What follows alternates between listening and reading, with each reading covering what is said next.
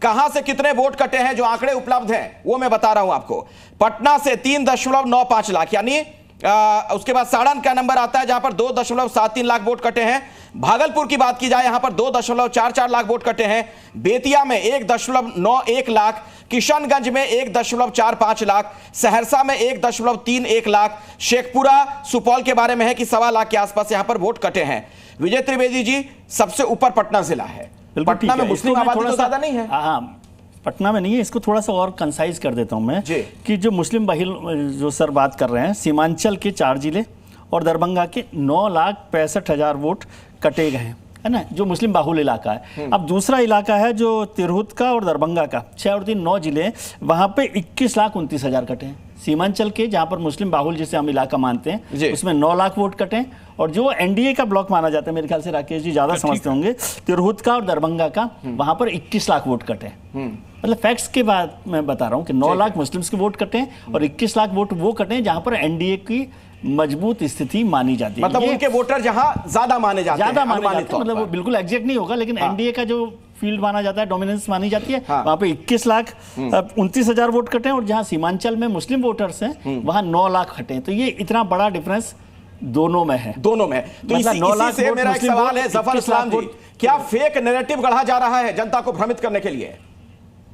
देखिए, झूठ की दुकान जो है वो Congress party, India alliance, RJD, ये सब झूठ की दुकान के मेंबर हैं। इन्होंने हर बार कोशिश की कि झूठ फैलाओ और किसी न किसी तरह से वोटर को गुमराह करो और इलेक्शन में कामयाब होने की कोशिश करो। लेकिन वोटर अब समझने लगा, उसको जानकारी है, हकीकत है, पहले जमाने वाली बात नहीं है। अब तो सब कुछ अवेलेबल है। अब सब कुछ बीच में मत बोलिए, मैं बीच में देखिए, अरे भाई बीच में नहीं बोलता हूँ मैं, चुप से रहिए, अपने समय को बोलिए। अरे सुन लीजिए, फिर जब मैं आप बोलने दीजिए, राजकुमार जी उनको बोलने दीजिए, उसके बाद आता हूं मैं आपके पास। राजकुमार जी बीच में नहीं बोलते। नहीं, एक मिनट सुनिए ना। जवाब सत्ताधारी पार्टियों को देना चाहिए। बिल्कुल देना चाहिए, सत्ता से सवाल पूछना भी चाहिए। मैं आ रहा हूं आपके पास, आप सवाल पूछिएगा, लेकिन जफर इस्लाम को अपनी बात तो रखने दीजिए। आपकी यही आदत है ना, इन्हीं के साथ ही लोगों को टीडीपी ने प्रश्न उठाया है। ठीक है, आप थोड़ा सा धैर्य रखिए, 30-40 सेकंड में आता हूं, इसके बाद मैं आप ही के पास आऊंगा। जफर इस्लाम को अपनी बात रखने दीजिए। ठीक है राजकुमार जी, प्लीज। ये किसी पार्टी को ये किसी पार्टी को एक्सरसाइज नहीं करना है, इलेक्शन कमीशन को करना है। कोई भी पार्टी कुछ कह सकती है, लेकिन काम तो इलेक्शन कमीशन को करना है। जो संस्था है जिसकी रिस्पॉन्सिबिलिटी कॉन्स्टिट्यूशन देती है, वो इलेक्शन कमीशन ऑफ इंडिया है इस तरह के एक्सरसाइज को करने के लिए। अब हम कुछ बोले, आप कुछ बोले, उसका क्या महत्व है? जो इलेक्शन कमीशन कहेगा वही महत्व है। अरे आप सुन लीजिए, अभी आप बीच में मत बोलिए। हकीकत यह है कि आप जंगल राज के लोग हैं, जोड़ने घटाने की प्रक्रिया है। अभी आप झूठ फैला, अरे अभी झूठ फैला रहे थे। बेचैनी नहीं है ना, इससे जो है संदेह पैदा होता है, तो कोई गड़बड़ जरूर है। जो 11 सूची अखिलेश जी, इसका आवाज फीडर डाउन कीजिए, बीच में नहीं बात करेंगे। 73% बाढ़ से ग्रसित है। राजकुमार जी, मैं आपके पास आऊंगा, आपको पूरा वक्त दिया जाएगा, तब आप अपनी बात रख दीजिएगा। एक साथ सभी लोग बोलेंगे, कोई किसी को सुन नहीं पाता है। जफर इस्लाम को अपनी बात खत्म करने दीजिए पहले। बोलिए जफर साहब, जल्दी से। मैं नहीं करता हूँ ये, मैं कोई जंगल राज वाली पार्टी का मेंबर नहीं हूँ। मैं एक सिविलाइज पार्टी का और लोगों के लिए जो है बातें करता। चुप रहिए, बीच में मत बोलिए। अपना जफर इस्लाम जी अपनी बात रखिए आप, ठीक है, सुन लीजिए।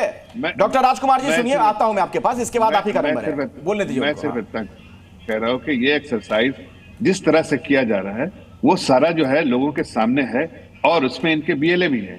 बीएलए सब इनके काम कर रहे हैं, सब इनको समझ में आ रहा है, सही काम हो रहा है, लेकिन जनता को भ्रमित करना है। इसलिए कि इलेक्शन में तो जीत नहीं सकते, कुछ कहने को तो है नहीं। जंगल राज की पार्टी के लोग हैं और पूरे देश को जो सत्यानाश करने वाली कांग्रेस पार्टी है, वो दोनों कैसे जनता के बीच में जाएंगे? जनता का विश्वास तो जीतना चाहिए ना। चलिए, अरे जनता का विश्वास जीतो पहले, जनता का। ठीक है, आपकी बात हो गई, जफर साहब हो गई आपकी बात। डॉक्टर राजकुमार जी, मेरा सवाल आपसे, आप आरजेडी के प्रवक्ता हैं। ठीक है जफर साहब, आपकी बात हो गई। राजकुमार जी, मुझे एक बात बताइए, और विस्तृत संदर्भ में मेरा सवाल है, समझने की कोशिश करिएगा जरा। आप हैं विपक्ष के, बाकी दल हैं, कांग्रेस हैं, आप लोग एक मुहिम चला रहे हैं कि चुनाव आयोग की तरफ से गड़बड़ी की जा रही है वोटर लिस्ट में, कई जो मतदाता उनके नाम गलत तरीके से हटाए जा रहे हैं। विपक्ष में हैं, सवाल उठाना आपका काम है, बिल्कुल सवाल पूछिए। लेकिन अब जब आपके सबसे बड़े नेता जो कि मुख्यमंत्री पद के दावेदार खुद को बताते हैं, वो जनता के सामने आके झूठ बोल देते हैं, कह देते हैं कि मेरा भी नाम है वोटर लिस्ट में नहीं है, और चुनाव आयोग ने बाकायदा पूरी डिटेल जानकारी दे दी, तो आपको नहीं लगता है कि ये सब मुहिम जो आप लोग चला रहे हैं उसको डेंट पहुंचाने का काम आप ही लोगों ने किया, मजाक बना दिया आप लोगों ने उसका? देखिए अखिलेश जी, देखिए इसका जवाब मैं इससे पहले आपके 10 मिनट पहले मैं दे चुका हूं, मैं पुनरावृत्ति नहीं करना चाहता हूं। नहीं दीजिए ना, दोबारा दे दीजिए सर, छोटे में दे दीजिए, फिर बाकी बात रखिए। उस वेबसाइट पर देखा गया था, उस पर नहीं है, उस पर दिखाई नहीं दे रहा है, नाम दिखाई नहीं दे रहा है, मीडिया के सामने माननीय तेजस्वी जी ने प्रस्तुत किया है। देखिए तो बड़ी बात यह है, पहले ध्यान से चेक कर लेना चाहिए था ना, उसके बाद आते प्रेस के सामने। इतनी जल्दबाजी क्या थी? पुनरीक्षण जो किया जा रहा है, मैं ये कह रहा हूं सर कि इसको पहले क्रॉस चेक कर लेते, 2-3 बार और अच्छे से देख लेते, फिर आते मीडिया के सामने। मतलब इससे मजाक ही बन गया ना। अरे भाई, जो चुनाव आयोग ने वेबसाइट दिया था उसी पर तो उन्होंने चेक किया, मीडिया के सामने उन्होंने दिखाया है। तो चुनाव आयोग ने जो जारी कर दिया आंकड़ा, जो तथ्य सामने रख दिया, उसमें तो वो बूथ नंबर तक बता दिया गया है, वो छुपा के रखा होगा ताकि जो है बात बढ़े। अच्छा हाँ, ये भी होता है। अच्छा, उसको छुपा के रखा था चुनाव आयोग ने। हाँ, तेजस्वी जी ने जब सवाल पूछा तो जारी किया गया। जब तक जो है सत्ता पक्ष में जो है बात नहीं जाती है तो चुनाव आयोग थोड़ी जो है सामने आता है। अच्छा, ओके, वो तो उसने खुद इतनी बड़ी साजिश, का नाम हटा दिया गया तो मत सुनिए, हटा नहीं रख दिया होगा छुपा के। अच्छा, आप बोलने दीजिए, राजकुमार जी को बोलने दीजिए। भाग रहे हैं आप। देखिए 13 करोड़ जनता के साथ अगर आप मीडिया में हैं, चौथे स्तंभ के रूप में हैं, तो विपक्ष की बातों को सुनना चाहिए। बोलिए, तो आप ही तो बोल रहे हैं सर, आप तो विपक्ष का ही नेता है ना, बोलिए तो, आप सत्ता पक्ष में थोड़ी हैं, बोलिए। देखिए बोलने आप देते नहीं है, अपनी बात करेंगे, जैसे बोलना शुरू करेंगे इंटरप्ट कर देंगे आप। देखिए एसआर की प्रक्रिया के तहत चुनाव के द्वारा जो किया जा रहा है, उस प्रक्रिया की विसंगतियों पर हम लोग आवाज उठा रहे हैं। यह मतदाता पुनरीक्षण होना चाहिए, आप करवाइए, उस पर कोई सवाल जवाब नहीं कर रहा है। लेकिन जो समय आपने चयन किया, इतना कम समय दिया है, यह चुनाव का समय है, ठीक 2 महीना पहले आप यह करवा रहे हैं। ये इस पर प्रश्न उठ रहा है कि 13 करोड़ जनता, अब देखते हैं भारत सरकार के ई श्रम पोर्टल पर निर्धारित है 3 से 4 करोड़ लोग बिहार से प्लान करके बाहर गए हैं, उसमें मैक्सिमम मजदूर ज्यादा है। अब बिहार के मजदूरों को जो बाहर रहते हैं, उसको जो 11 सूची से आप कागजात मांग रहे हैं। ठीक है, इतना लंबा आपने बोला, हो गया। अब ये मत कहिएगा कि आपको मौका नहीं मिला। अब मैं डॉली जी के पास जा रहा हूं, वो भी विपक्ष की ही नेता है, जरा सुन लीजिए उनको। अब डॉली जी, आप कांग्रेस की नेता है, ये बताइए मुझे, जो सवाल मैंने इनसे पूछा राजकुमार जी से। समझते होंगे, ठीक है, मजदूर काम कर रहा है, हो गया राजकुमार जी, आपकी बात हो गई सर, हो गई, आपकी बात हो गई, मैं समझता हूँ। ठीक है, आप जो कह रहे हैं मैं समझ रहा हूँ, जनता भी सब समझ रही है, लेकिन डॉली जी प्रयोग नहीं कर सकता है। ठीक है डॉली जी, सवाल मेरा यह है, आप लोग जो मुहिम चला रही हैं कि गड़बड़ियां हैं उसको ठीक किया जाए, अब उसमें कोई बड़ा नेता विपक्ष का आकर झूठ बोल दे, ये कह दे कि मेरा नाम नहीं है, और उसी दिन चुनाव एक साफ कर दे कि ये देखिए आपका नाम है, फलाना लाइन में आपका नाम लिखा हुआ है और इस बूथ नंबर पर आप जाएंगे वोट डालने के लिए, तो ये जो झटका नहीं लगता आप लोग की इस मुहिम को, ये कमजोर नहीं पड़ती है ये चीज? देखिए अखिलेश जी, सीधी और साफ बात है, जब तेजस्वी यादव जी ने प्रेस कॉन्फ्रेंस किया और प्रेस कॉन्फ्रेंस में उन्होंने चुनाव आयोग की वेबसाइट पर ही खोलकर दिखाया, तो ये जो दिखाया वो पूरे मीडिया ने देखा। ये थोड़े है कि तेजस्वी यादव जी ने घर से बैठ के कोई बयान दे दिया, उन्होंने बाकायदा प्रेस के सामने चुनाव आयोग की वेबसाइट से खोलकर दिखाया और जो रिजल्ट आया वो उन्होंने सार्वजनिक सबके सामने किया। पहली बात, ये जो आपका सवाल था। दूसरी बात, यहाँ संगीत रागी जी ने इतना झूठ बोला कि कांग्रेस एक कानून लेकर आई थी, जबकि 1985 में राजीव गांधी सरकार में ये समझौता हुआ था कि 1971 से पहले असम से रिलेटेड ये कोई भी अगर घुसपैठिया कोई बांग्लादेशी नागरिक आया है तो वो देश से बाहर जाना चाहिए। 25 मार्च 1971 के बाद आए कोई भी विदेशी, कोई भी बांग्लादेशी अगर भारत में आया है तो वो भारतीय नहीं कहलाया जाएगा, वो वापसी जाना चाहिए। ये कानून कांग्रेस लाई थी। मैं समझ नहीं पाती भारतीय जनता पार्टी कितना झूठ बोलेगी।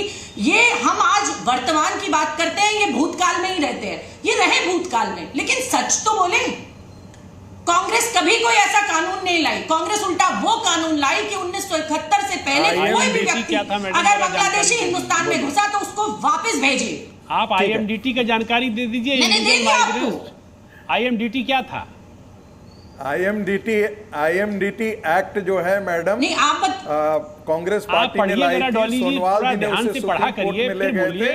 अच्छी बात है, आप अच्छा बोलती हैं, लेकिन थोड़ा करके आए थे माननीय सुप्रीम कोर्ट का जो आया कीजिए। एक एक करके संगीत जी, पहले राकेश जी को बात खत्म कर दीजिए। पढ़ कर राकेश जी जल्दी से। सर्वोच्च न्यायालय ने 2005 में इतनी लताड़ लगाई थी, मैं उस समय कांग्रेस कवर कर रहा था और कोइंसिडेंटली मैं और यूसुफ अंसारी ब्यूरो चीफ थे जी न्यूज में, हम कांग्रेस हेडक्वार्टर में थे। वर्डिक्ट आया, हम दिग्विजय सिंह के चैम्बर में चले गए। सर मुझे बोलने देंगे? अरे मैडम मैं बोल रहा हूँ, आप सुन लीजिए 1 मिनट। बीच में ही बोल पड़े। और आदरणीय दिग्विजय सिंह जी, डॉली जी बोलने दीजिए, डॉली जी अब इनको बोलने दीजिए, मैं आऊंगा फिर आपके पास। सिंह जी से पूछा तो उन्होंने अनौपचारिक बातचीत अब डिस्क्लोज नहीं की जानी चाहिए। जो शब्द प्रयोग किए वो मैं कभी लिखूंगा। तो कांग्रेस तो इन्वॉल्व रही है कि कैसे जो है बांग्लादेशी घुसपैठिए भारत में बसे, और उसके लिए बाकायदा 1500 आप रिसर्च कर लीजिए। 1980 से लेकर 2005 के बीच में कितने आपने डिटेक्ट किए, कितने डिपोर्ट किए, पता लग जाएगा आपको। मुश्किल से 1600 लोग भी डिटेक्ट नहीं हुए और डिपोर्ट नहीं हुए। हाँ। लाखों की आबादी। दिल्ली में 2005 का आंकड़ा है, 5 लाख से ज्यादा अधिक बांग्लादेशी मुस्लिम घुसपैठिए किसी दिल्ली राजधानी में रह रहे हैं और आज भी रह रहे हैं। उनके नाम मतदाता सूची में है, उनका आधार कार्ड है, उनका राशन कार्ड है, वो सब प्रकार से कई बार तो नौकरियों में घुस गए हैं। अभी नोएडा में एक सोसाइटी में इन लोगों ने घुस करके कैसा उपद्रव किया। अरे तो आज भी अगर रह रहे हैं तो उसके लिए भी कांग्रेस ही जिम्मेदार है। बिल्कुल, हम तो कह रहे हैं व्यवस्था जिम्मेदार है। ये कौन पॉलिटिकल पार्टी है जिसके बूथ स्तर के कार्यकर्ता घुसपैठियों को बुला करके उनको बसाने का काम करते हैं? ये कौन पार्टी है? ठीक है डॉली जी रखिए, भाजपा तो नहीं है। ठीक है डॉली को बोलिए। डॉली जी बोलिए, मुझे इसका जवाब देना है। दीजिए जवाब दीजिए। जो इन्होंने कहा पढ़कर, इन्होंने मेरे बोलने से पहले ही बोलना शुरू कर दिया। मैं इस जिस कानून का नाम ले रहे हैं मैं उसका भी नाम लेना चाहूंगी। ये IMDT जो कानून बोल रहे हैं 1983, कांग्रेस 1983 में एक कानून लाया जो खास तौर पर असम में बांग्लादेशी घुसपैठ की पहचान के लिए था, और पहचान करके 1985 में वो कानून आया कि जो 1971 से पहले या उससे पहले आए उनको बाहर का रास्ता दिखाया जाए, वो हिंदुस्तान में नहीं रहेंगे। ये राजीव गांधी कानून लाए थे। पहले पूरा सुने, उसके बाद जवाब दे। मेरे बोलने से पहले ही ये बोलने लगे। ठीक है, हो गई आपकी बात। 10 सेकंड डॉली जी कुछ और बचा होगा या हो गई आपकी बात? IMDT के नाम पर या IMDT के नाम पे, आसाम अकॉर्ड के नाम पे, किसी भी चीज के नाम पर सच ये है जो मैंने बोला है। आप बोल नहीं सकते। चलिए हो गई आपकी बात, हो गई। जफर इस्लाम साहब आप इसमें कुछ जोड़ना चाह रहे थे, मैं आऊंगा आपके पास, लेकिन प्रोफेसर संगीत रागी भी इसी मामले में अपना पक्ष रखना चाह रहे थे। संगीत रागी जी पहले अपनी बात पूरी करिए। जफर साहब आता हूं, इसके बाद आता हूं। संगीत रागी जी जल्दी से। मैं आनंद जी सिर्फ इतना ही बोलूंगा कि सुप्रीम कोर्ट की टिप्पणी थी कि IMDT एक्ट जो राजीव गांधी के समय आया था वो बांग्लादेशियों को भगाने के लिए नहीं था, डिटेक्ट करने के लिए नहीं था। उसके कंडीशंस और क्लॉजेज ऐसे थे जिस पर सुप्रीम कोर्ट ने कहा कि उनको बसाने के लिए और संरक्षण देने के लिए कानून लाया गया है, और सोनोवाल जी ने उसको सुप्रीम कोर्ट में ले गया था। सोनोवाल जी उसी से हीरो बनकर के निकले थे। एक दूसरी बात मैं जो कहना चाहता हूं कि कायदे से जो बिहार के अंदर थे वो मतदाता रिवीजन में इन चीजों को भी फैक्टर इन करना चाहिए। ये बांग्लादेशियों को बचाने की मुहिम जमीयत करती रही है और आज से नहीं कर रही है, शुरू से कर रही है। ये बांग्लादेशी इनको मुसलमान दिखते हैं, जमीयत भाईचारा के लोग बांग्लादेशी मुसलमानों को बचाने का प्रयास कर रहे हैं, आरोप आप लगा रहे हैं। इसलिए इनकी कलेजा तड़पने लगता है।